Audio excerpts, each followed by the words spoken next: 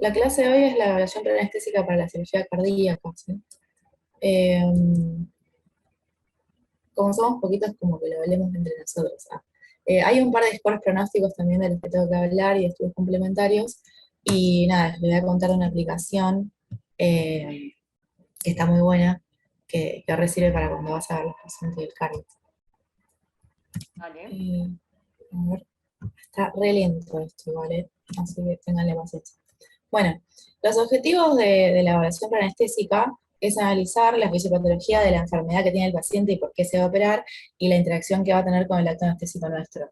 Tenemos que optimizar todos los parámetros clínicos que podamos modificar, hay que asignar al personal, es el médico de planta, preparar equipos, preparar los monitores si tuviéramos que preparar más. Nosotros tenemos para casi todo lo mismo, pero bueno, si tuviéramos que poner, no sé, para el cardio nos consiguen un litco, bueno, vamos con eso. O un Swan Gas, por ejemplo. Para también establecer una relación médico-paciente, porque bueno, nosotros somos los que vamos a entrar con ellos, y para bajar la ansiedad de los pacientes, que bueno, todas las pequeñas cosas que se puedan modificar y que mejoren el resultado final son bienvenidas. Entonces, si bajas la ansiedad, mejor. El paciente cardíaco es una bomba de comorbilidades, por lo general tienen ya asociado o diabetes, o insuficiencia renal, o hipertensión, o enfermedades pulmonares crónicas. Entonces es muy importante que la evaluación prestésica sea exhaustiva, eh, porque hay que conocerlo bien, idealmente 2 o 3 días antes, cosa que nos dé tiempo a que si identificamos que nos falta algún estudio, se lo podamos pedir, se lo puedan hacer antes del día de la cirugía. Hay que leer bien la historia clínica, hacer un buen examen físico y una buena anamnesis. Nunca se sabe si algo que todavía no, el paciente no contó, lo podemos llegar a recabar nosotros. Eh, Más que nada porque la cirugía cardíaca es de alto riesgo.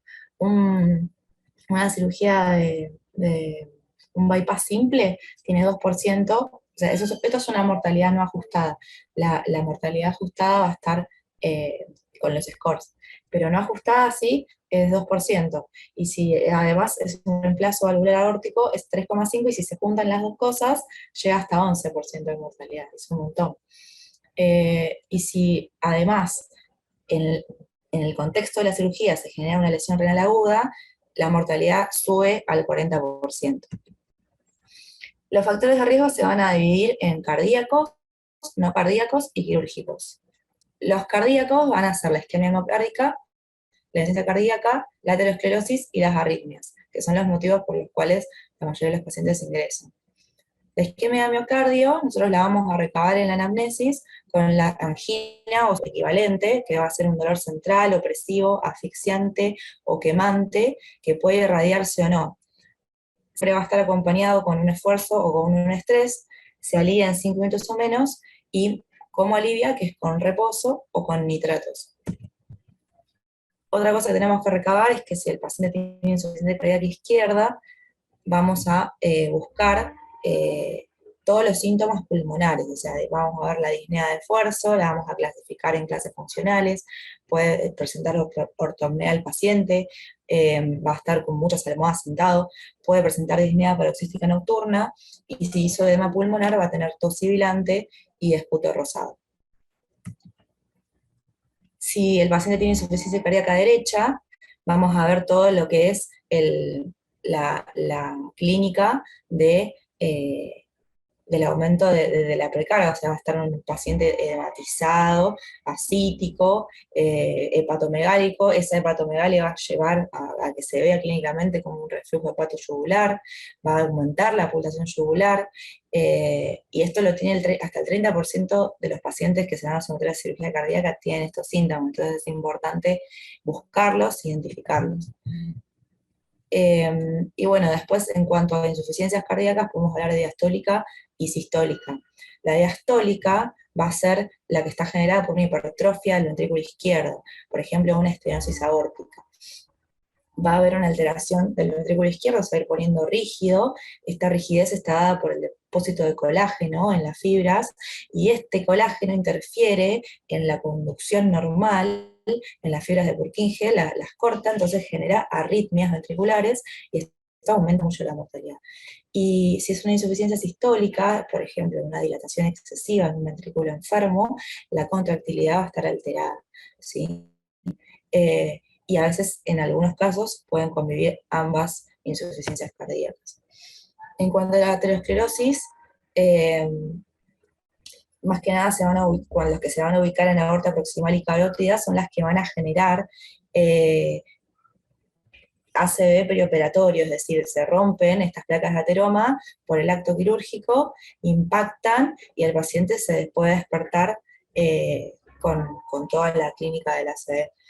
Los pacientes que más riesgo tienen de hacer esto van a ser aquellos que sean diabéticos, hipertensos, que tengan enfermedad vascular periférica y que tengan tabaquismo. Y obviamente van a estar, o sea, van a mejorar sus posibilidades de que esto no les pase si están medicados con beta bloqueantes y con estatinas. Vamos a ver que estos dos medicamentos nunca se suspenden. Y bueno, si acá tuviéramos, podríamos utilizar neuromonitoreo perioperatorio para poder identificar antes de que el paciente se despierte o que haga síntomas lo que es el hipoflujo cerebral. Las arritmias, las que más frecuentemente vamos a encontrar, va a ser la FA, más que nada para lo que es cirugía valvular. También puede haber arritmias supraventriculares, ventriculares, y nosotros tenemos que conocer los síntomas de todas las arritmias en general, que va a ser síncope, mareo, palpitaciones y angina. Tenemos que conocer los tratamientos a los que están sometidos los pacientes, y siempre tener en cuenta que después de un infarto, la secuela es un daño en el sistema de conducción, porque un tejido que se infartó queda fibroso, entonces no conduce, y como secuela quedan arritmias. En cuanto a los factores de riesgo no cardíacos, ya pasando a esto, vamos a ver dos grandes grupos. Están los modificables y los no modificables. Los no modificables arrancan en la edad mayor de 60 y el sexo femenino. A pesar de que las mujeres tienen menos incidencia de enfermedades cardíacas, si son sometidas a una cirugía cardíaca, tienen más mortalidad solamente por ser mujeres. Después vamos a ver cómo cambian los números en dos pacientes iguales, por ejemplo. Que solamente les cambia el sexo. Y en cuanto a los modificables, vamos a hablar de la que más impacto tiene en la mortalidad, es la insuficiencia renal. Un paciente que ya es renal, antes de la cirugía cardíaca, va a tener un 40% de mortalidad por sí solo. La anemia también es algo que se puede modificar, el estado nutricional, la diabetes y lo que es el manejo de las enfermedades pulmonares crónicas. En cuanto a los pacientes renales, un renal previo tiene riesgo aumentado de hacer una insuficiencia renal aguda, tan grave que pueda generar la necesidad de hacer diálisis postoperatoria. El uso de hemoderivados y vasopresores también contribuye al riesgo de insuficiencia renal aguda. Esta complicación, a su vez, complica la recuperación hasta un 30% de los pacientes, o sea, 30% de los pacientes pueden llegar a tener insuficiencia renal aguda, lo cual aumenta por 5 la mortalidad. En estos pacientes se requiere diálisis, entonces hasta un 5% y se asocia al 50% de la mortalidad. Hay que corregir anemia, ¿sí?, para evitar pasar hemoderivados, para evitar aumentar el riesgo de insuficiencia renal aguda. Después, en cuanto a la nutrición, los dos extremos son malos, porque lo que genera la desnutrición de los que están, por ejemplo, ventilados y no se los llega a tiempo para alimentarlos de forma parenteral, si desciende la albúmina a menos de 20 miligramos de decilitro, aumenta el riesgo de las infecciones postoperatorias y de ventilación prolongada. Y la obesidad por sí sola aumenta la morbilidad por ser una enfermedad metabólica inflamatoria. Bueno, en cuanto a la anemia, hasta un 45% de los pacientes pueden llegar a presentar anemia, y una vez que se identifica esta anemia, se busca la causa y se trata antes de la cirugía si es que la clínica del paciente lo permite. Se puede suplementar con hierro, se puede dar eritropoyetina, y hay un umbral de transfusión que es diferente en los pacientes cardíacos que en los pacientes no cardíacos, que si bien es más permisivo que el de los pacientes sanos, sigue siendo restrictivo, es decir, uno tiene que esperar a que haya 7,5 a 8 gramos de decilitro de hemoglobina para empezar lo que es la transfusión. No sirve con mirar cuánta sangre se está perdiendo o calcularlo de esa manera, sino tener rápido un laboratorio y decir, bueno, ahora sí arrancó con los hemoderivados. No arrancar antes, no adelantarse porque, como dicen las guías, la única sangre segura es la que no se da. Pero bueno, factores quirúrgicos, estábamos hablando de que hacer solamente un bypass tiene 3% de mortalidad y hacer las dos cosas tiene hasta un 11%. Dentro de las cirugías, si el pinzamiento aórtico es prolongado, más de 120 minutos, aumenta la morbimortalidad, y lo ideal es que sea entre 45 y 60 minutos de clampeo de aorta. También el tiempo de WAM prolongado, más de 120 minutos, también aumenta la morbimortalidad, y si fueran procedimientos de emergencia, es decir, una TAVI fallida, un shock cardiogénico, o insuficiencia mitral, o ruptura de tabique, también obviamente es mucho, mucho peor. En cuanto al examen físico, lo que tenemos que tener en cuenta, ya habíamos hablado, los signos de insuficiencia cardíaca, identificar si puede llegar a ser un paciente con enfermedad congénita, si tiene estigmas de endocarditis, si tiene signos de bajo gasto cardíaco, por ejemplo, el paciente ya está hipotenso, tiene pulsos débiles, está cianótico, frío, taquipneico y desaturando, es terrible. Ya casi que no hay paciente. Y en el caso de que sea por una disección aórtica, hacer la diferencia de presión en miembros superiores e inferiores, cuando uno encuentra un índice tobillo-brazo menor a 0,9, ya habla de que no es normal. Otra cosa que vamos a hacer en el examen físico es auscultación. Vamos a identificar soplos, ¿sí? Los que más van a hacerse, por ejemplo, en un reemplazo de válvula aórtica, podemos encontrar un soplo diastólico que va a ser de regurgitación aórtica. O si es una cirugía de válvula mitral, vamos a buscar el soplo mesodiastólico de la estenosis mitral, el RUFUS de acá, y después está, en el caso de una estenosis aórtica, el soplo sistólico eyectivo que irradia las carótidas, y en el caso de la regurgitación mitral, uno parasistólico que irradia a la axila.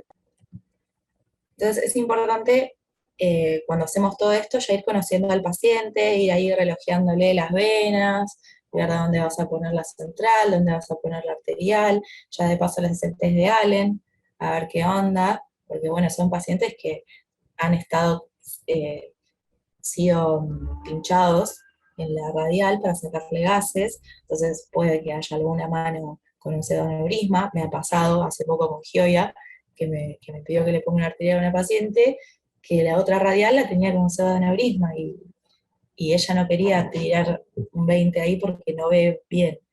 Entonces, nada, fuimos y agarramos el ecógrafo y aseguramos el tiro. Entonces es importante el test de Allen, porque si justo haces un pseudoneurisma y no tenés circulación colateral, y le cagas la mano. Bueno, también aprovechamos y evaluamos la vía aérea, así ya nos preparamos con todo, si llega a ser una vía aérea dificultosa, y vemos la integridad de la piel, vemos que donde vayamos a pinchar no tenga ninguna reacción alérgica, que no tenga ninguna flebitis, que son pacientes que ya están internadas hace bastante, pueden haber tenido una central y que está infectada. Hay que ir viendo, ir planeando ya con antelación dónde vamos a hacer cada cosa. Y bueno, ahora pasamos a hablar de los scores de riesgo. Hay un montón. Está el ASA, está el Euroscore, que es el que es más nuevo y que está bueno. Después están las escalas de Disnea, de la New York Heart Association. Después la de Goldman ya mucho no se usa. Después hay un score de la Cleveland Clinic que es para insuficiencia renal. Y bueno, estos otros dos que no sé, no me parece que se apliquen tanto. Bueno, el ASA, ya lo conocemos todos, que bueno, el ASA1 es completamente sano, el ASA2 tiene una enfermedad sistémica moderada, pero controlada bien. Y después el ASA3 tiene una enfermedad que altera, o sea, que no es incapacitante, pero que altera su estilo de vida, por ejemplo, una diabetes mal controlada, una hipertensión mal controlada. El ASA4 va a ser una enfermedad discapacitante, es decir, una insuficiencia cardíaca descompensada que tiene disnea clase 4, o un EPOC severo con oxigenoterapia. El ASA5 va a ser el paciente moribundo que no sobrevive 24 horas, y después está el ASA6, que es para los pacientes que van a hacer ablación. Eh, el score de Cleveland, que es este, que es el mismo, habla de factores de riesgo para tener eh, falla renal aguda en el perioperatorio. Son todos estos factores, por ejemplo, ya tener insuficiencia cardíaca, tener una fracción de eyección menor al 35%, el uso preoperatorio del balón de contrapulsación da 2 puntos en el score de Cleveland para posterior falla renal, el EPOC, insulino requirientes, bueno, cirugía cardíaca previa, que sea una cirugía de emergencia, que sea valvular o que sea combinada, y un nivel preoperatorio de creatinina también. Si vos tenés peor función renal, vas a tener peor score de Cleveland. Bueno, el Euroscore, que es lo que está muy bueno, me bajé la aplicación, está copado. Tiene los, los factores que habíamos hablado, de paciente, factores cardíacos y de la operación, y se calcula. Entonces, acá, bueno, le das la edad, le das el género, le das todo esto, tenés que poner si tiene arteriopatía periférica, el clínico de creatinina, si ya es un paciente que está postrado, también esto importa, haber tenido cirugía previa, enfermedad crónica pulmonar, endocarditis activa, haber estado crítico antes de la cirugía, y si es insulino requiriente. Y acá yo agarré y puse todo lo mismo en un hombre y todo lo mismo en una mujer, y me dio en el hombre 0,76 y en la mujer 0,95. O sea, acá está la diferencia. Y después habla de los factores de la cirugía, ¿no? Entonces, acá, urgencia, ¿es electiva, o es urgencia, emergencia, o esto que es salvage, no sé cómo se dice, que, bueno, busqué y decía, la cirugía de salvaje es cuando el paciente estuvo en paro y se requirió reanimación justo en camino al quirófano antes de la inducción anestésica. O sea, es muy específico. Pero bueno, esto es como el peor de los casos, es el que va a tener mayor mortalidad de todos. Y después habla de la intervención, si se va a hacer solamente CRM, si se va a hacer una que no es CRM, o sea, puede llegar a ser un stent, 2 procedimientos, o sea, cambio de válvula, o 3 o más procedimientos. Después habla de la clase funcional del NIHA, del New York Heart Association, que es, en la clase 1 es parecido a la otra, a las clases funcionales. Asintomático, que o sea, no tiene ni fatiga, ni disnea, ni nada. La clase 2 es leve, la clase 3 es moderado, o sea, tiene siguiente disnea cuando hace actividad física, y asintomático en reposo, y después está el clase 4, que es el severo, que hasta estando en reposo tiene síntomas. Bueno, después hablaba de la fracción de eyección, que cambiaba según la fracción de eyección, tenés peor pronóstico, y después habla de haber tenido infarto reciente, ¿sí? Un infarto sufrido antes de los 3 meses aumenta la mortalidad. Y después habla de si tiene presión normal o ya está hipotenso. Después hay un score de lo que es la angina de pecho, hecho por la Sociedad Cardiovascular Canadiense, que le preguntas si solamente tiene angina cuando está haciendo actividad física importante, o si solamente cuando no se está caminando. La clase 3, cuando hace las actividades de todos los días, por ejemplo, lavarse los dientes, y la clase 4, en todo momento siente dolor de pecho. Después, bueno, está el Parsonet, que lo que hace también es estratificar el riesgo de la cirugía cardíaca según todos estos factores, que en realidad se probó que es más útil el Euroscore. Y bueno, una vez que lo ponemos todo en el score al paciente, vamos viendo la medicación que está tomando, a ver qué es lo que tiene que dejar de tomar o continuar tomando, porque a veces los pacientes no entienden, o se le hace un matete entre pastilla y pastilla, a veces se lo dan las enfermeras, pero a veces los pacientes como que se manejan ellos con la medicación. A veces es medio como desprolijo en ese aspecto, en todos lados así también. Entonces, vamos viendo qué medicación toma el paciente y le vamos diciendo cuándo tiene que dejar o cuándo no. Por ejemplo, el paciente que va a estar para cirugía cardíaca, lo más probable es que esté con aspirina. Los antiplaquetarios sirven porque ayudan a lo que es la permeabilidad del injerto para la cirugía de bypass. Sin embargo, aumenta el sangrado. Entonces, teniendo en cuenta no, de que no está bueno que sangre, porque la transfusión aumenta la estadía hospitalaria y aumenta la mortalidad, porque lo que habíamos hablado, la insuficiencia renal aguda. Entonces, la aspirina se sigue dando, pero no se suspende hasta un día antes. Entonces, el día anterior la deja de tomar, o sea, 24 horas, y después de la cirugía, si sale todo bien, 12 horas después la puede seguir tomando. El clopidogrel se suspende 5 días antes, el prasugrel 7 días antes, y algunos los inhibidores de la glicoproteína 2B3A se suspenden 12 horas antes, por ejemplo el abicimab, que es de vida media larga, y los otros de acción corta se suspenden de 2 a 4 horas antes. Hay pacientes que, por ejemplo, los que los que ya tienen válvulas mecánicas o los que tienen fibrilación auricular, van a estar tomando anticoagulantes. Entonces, si está tomando warfarina, lo suspendes 3 a 5 días antes y te fijas que se normalice el tiempo de protrombina. Como puente, para no ponerlo procoagulatorio, le pones heparina de bajo peso molecular, subcutánea, y si en el caso de que sea una emergencia, o sea, el paciente que ya viene anticoagulado, de repente tiene una emergencia y hay que operarlo, se le dan o concentrados de complejo de protrombina, que no sé si hay en este hospital, y si no llega a ver, le das plasma fresco congelado. Lo mejor serían los concentrados de complejo de protrombina, pero bueno, a nada, es mejor el plasma fresco. Y en el caso de que... Lo que no sé si hay, lo único que te sí, pueden llegar a dar por ahí son crioprecipitados y mm, pidiéndoselos así como si se los pidiese canteros, ¿me entendés? Pues se los acobacha sí, generalmente. No claro, sé para qué, pero se los no sé acobacha. para qué, claro, como es raro hay que acobacharlo.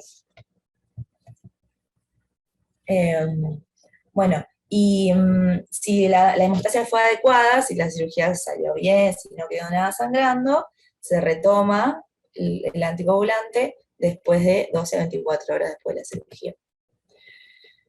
Después, bueno, de los inhibidores de la trombina, como el dabigatran, sirven para prevenir el ACV, y los pacientes que tengan la función renal normal se suspenden 48 horas antes, y si son renales, los suspendés 2 a 4 días para que no quede dando vueltas.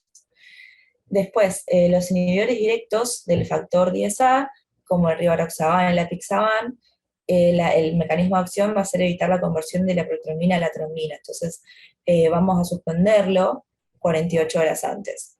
Y por lo general no hace falta terapia de puente, salvo que sea un paciente con alto riesgo tromboembólico.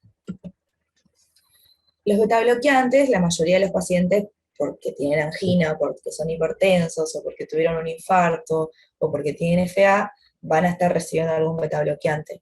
Y hay que continuar su administración porque no se puede cortar de una, porque los betabloqueantes generan upregulation de los receptores. Entonces, cuando el paciente reciba noradrenalina propia o por fuera, eso va a generar mucha inestabilidad hemodinámica porque vas a tener paradojal.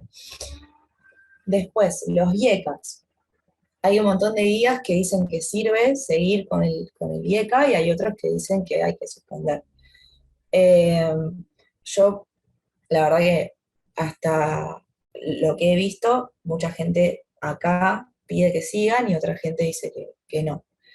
Pero bueno, hay que ir viendo según las guías más nuevas. Eh, y en cuanto a las estatinas, es importante continuar hasta el día de la cirugía porque disminuye la estadía hospitalaria porque disminuye la fibrilación auricular circulatoria, estabiliza las placas de ateroma, son muy buenas estas, tienen mejoría de la sobrevida. En cuanto a los estudios complementarios, lo básico del laboratorio va a ser el hemograma, el coagulograma, la función renal, y el BNP sirve porque en los casos de pacientes que tengan insuficiencia cardíaca. También es importante una radiografía de tórax, el electro, una cámara gamma, o algún estudio que sea de tolerancia al ejercicio, o un ECOS-3, y la función pulmonar. Pruebas de función pulmonar, una espirometría en un paciente que además tenga POC sería clave. El cateterismo cardíaco es el gol estándar para ver dónde está la lesión, para ver la anatomía de las arterias coronarias del paciente, para evaluar también la gravedad de la enfermedad, y para confirmar las presiones en las cámaras cardíacas, si el paciente tenga o no hipertensión pulmonar, evaluar el compromiso del ventrículo derecho, y nosotros con esa información vamos a poder ir viendo qué vasodilatadores vamos a necesitar, qué inotrópicos vamos a necesitar, y si vamos a usar o no un catéter de Swan-Ganz. En cuanto al ecocardio, que también es un estudio básico, tienen que tener todos los pacientes que se van a operar, sirve para ver la función sistólica de los dos ventrículos, sirve para ver la función diastólica del ventrículo izquierdo. Entonces, si yo tengo eso comprometido, voy a ver que me voy a beneficiar en mantener al paciente con bradicardia o con frecuencia cardíaca normal, pero evitar la taquicardia a toda costa si tengo comprometida la función diastólica del ventrículo izquierdo.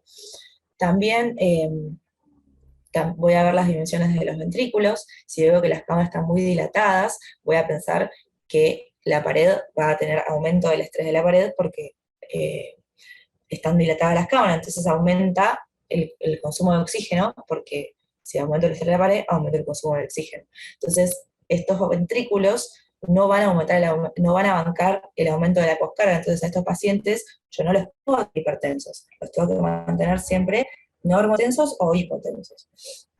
En cuanto a lesiones valvulares, que también se pueden identificar en el ecocardio, también sirve ver la severidad de esas estenosis, porque pueden complicar mucho lo que es el manejo anestésico y la hemodinámica. Y también puedo ver con el ecocardio la presencia de ateromas aórticos, que me van a decir que este paciente tiene mucho mayor prevalencia de ACV postoperatorio. Y también en el ecocardio vamos a ver la FEI, ¿sí? La fracción de eyección normal en el hombre es de 52 y en la mujer es 54. O sea, más o menos, si vemos ahí este número, estamos tranquilos. Después leve sería más de 40 a 50, moderada 30 a 40, y disfunción severa va a ser cuando encontremos menos de 30. Y ahí, bueno, tenemos que evaluar otras estrategias para quizás utilizar otras drogas u otro método de inducción que se ajuste más a la necesidad de cada paciente y a la fracción de eyección de cada paciente. Capaz que no a todos los vas a dar microstomidato, capaz que a alguno que tenga una disfunción leve le hagas propofol. Pero bueno, yo no hice cardio y como no soy cantera, no opino, pero bueno, eso es lo que estudié y esa es la clase. En cuanto a consentimiento informado, nosotros acá en este HOSPI no lo hacemos, pero tendríamos que hacerlo, porque acá tenemos que explicar los riesgos y beneficios, explicar todo, qué medicación va a tomar, cuál va a suspender, qué va a usar de premedicación, capaz que alguna pastillita nueva que él no tomaba, cuántas horas de ayuno son, y nosotros mientras tanto vamos evaluando dónde le vamos a hacer cada maniobra invasiva. Y bueno, saber que todo esto lo hacemos para evitar complicaciones. Las complicaciones más importantes van a ser el ACV, la insuficiencia pulmonar, cardíaca o renal por cualquier complicación intraoperatoria, la intubación prolongada, la tráqueo, la diálisis, el soporte inotrópico. La mayoría de los pacientes, el 95%, sale con soporte inotrópico, la transfusión masiva de sangre y hemoderivados, el shock y la muerte.